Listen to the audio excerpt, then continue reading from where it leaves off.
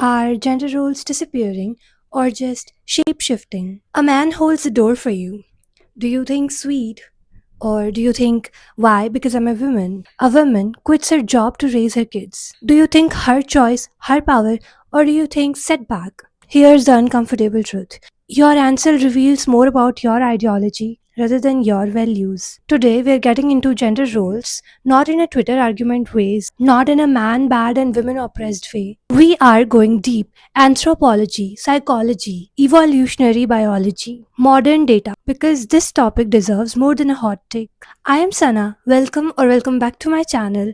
Grab something to drink because this is a long one and it's worth it.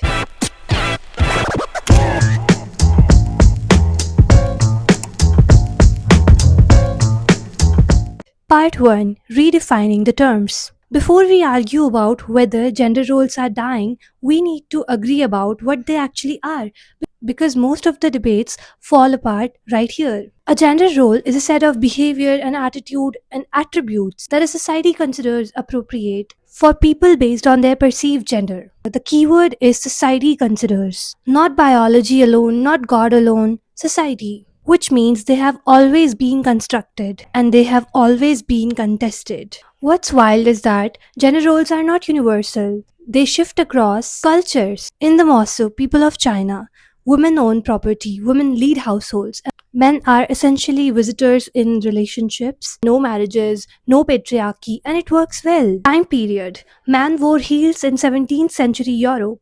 Pink was considered as a man's color in 20th century America because pink was considered too strong to be a girl's color, and blue was considered as gentle, feminine. Class, working class. Women have always worked. The idea of a woman staying at home is a middle and upper class construction that got universalized. So when people says gender roles are natural, I want to ask, actually which one? And in which century? On which planet?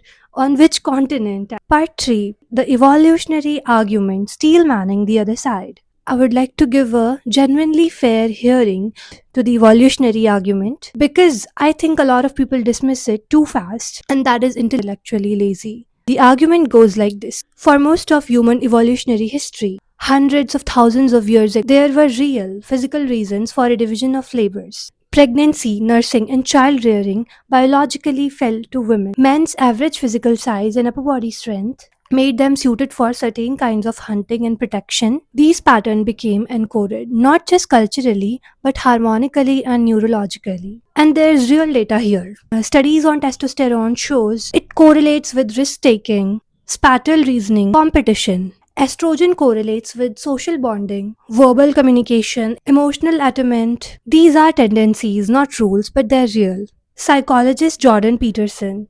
Controversial, yes, but let's engage with the argument. Points to the fact that in Scandinavian countries, which are among the most gender equal in the world, the gender gap in career choices actually widens. More women go into nursing and teaching, and more men go into engineering. When you remove external pressure, people sometimes lead into biological preferences. This is called the gender equality paradox, and it is genuinely fascinating and it is genuinely debated. So, is biology irrelevant? No, but here's where the evolutionary argument hit its ceiling.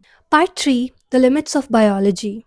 Biology explains tendencies. It does not explain prescriptions. The fact that on average men are physically stronger than women does not logically lead to women shouldn't own property, not work, or not get equal rights, not vote or lead. That is a massive leap from observation to moral rule. And secondly, we are not living in some Paleolithic era. We are living in the period of automation. Physical strength is largely irrelevant to wealth creation. Contraception. Women are no longer biologically tethered to continuous childbearing. Information economies. The skills that create value now, communication, creativity, collaboration, emotional intelligence, have no meaningful gender divide. The environment has changed so radically that even if gender roles were perfectly adaptive 100,000 years ago, that says almost nothing about whether they are optimal now. Evolution is descriptive. It tells you what was. It doesn't tell you what should be. Part 4, what the data actually says. Okay, let's look at what is actually happening on the ground. Fact 1. In 2023, for the first time in American history, women outnumbered men in the professional workforce and earned the majority of college degrees, not just bachelor's, master's, and doctoral too. Fact 2. Despite this, women still do significantly more unpaid domestic labor than men, even in dual income households. The sociologist Charlie Hochschild called this the second shift in 1989. Women come home from work and do another shift of housework and childcare. Decades later, still true. Just slightly less extreme. Fact number 3. Men are in crisis. Male suicide rates are 3 to 4 times higher than female in most Western countries. Boys are falling behind in education. Men report higher rates of loneliness and social isolation. Old gender roles, providers, stoic, dominant, have collapsed faster than new models have emerged to replace it, and society is not having nearly enough conversation about this. Gen Z is the most gender fluid generation in recorded history. A 2023 Gallup poll found out that 1 out of 5 Gen Zs in US identifies themselves as LGBTQ. The binary is being rejected, not universally but significantly. So what does this paint? A picture of a system in transition. Not death, not resurrection. Transition. Part 5. The Cultural Battlefield. Here's where it gets really interesting and really messy. We are living through what I'd call a gender role culture war that's being fought on every front simultaneously. On one side, the traditionalist revival. Trad wife content is exploding all over TikTok. Stay at home girlfriend is trending, and Andrew Tate has millions of young male followers. There's a genuine market for the idea that we went too far, that gender roles worked, and that the rejection of those made everyone miserable. On the other side, the destruction movement. Gender is a performance, not reality. Feminism must be intersectional. Masculinity is inherently toxic until proven otherwise. And then there's a silent majority people who don't fit neatly into either camp. Women who want to be ambitious and feminine, men who want to provide and express emotions, people who want the freedom to choose their role without being made feel that they are betraying a political tribe.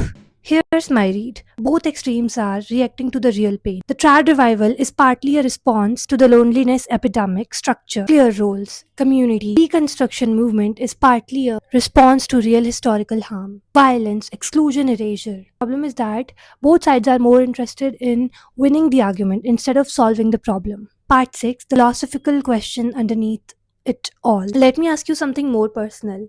When you picture your ideal life, honestly, not politically, what does it look like? Do you want a partner who provide? Is that a desire or a conditioned preference?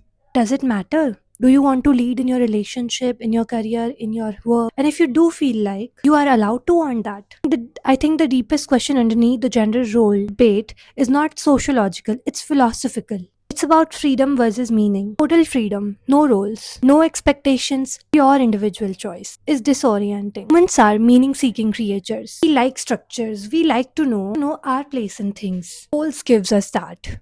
But rigid roles enforced by shame, law, or violence suffocate the people who don't fit them. And throughout history, those people have been proportionately women, queer people, or men that were too soft. The goal, I think, is to eliminate roles. It's to make them choose rather than assign, to separate the costume from the character, to let people be the fullest version of themselves, whether that looks traditional or radically not. That is harder than picking up a side, but it's the only answer that's actually honest. So, are gender roles disappearing? No, they are shape shifting faster than most people are comfortable with, in ways that are genuinely exciting and genuinely terrifying at the same time. The question is not really about roles, it's about who gets to decide what yours is. And I hope whatever side of this you came in on, you're leaving with at least one idea that challenge you. Because that's the whole point. If you are new here, hi, and this was my channel and I'm out here to make sense of it. We take topics and actually think through them. Subscribe if that's your thing. Drop your take in the comments. I read them and I respond, and I genuinely want to know, do you think gender roles are adaptive, oppressive,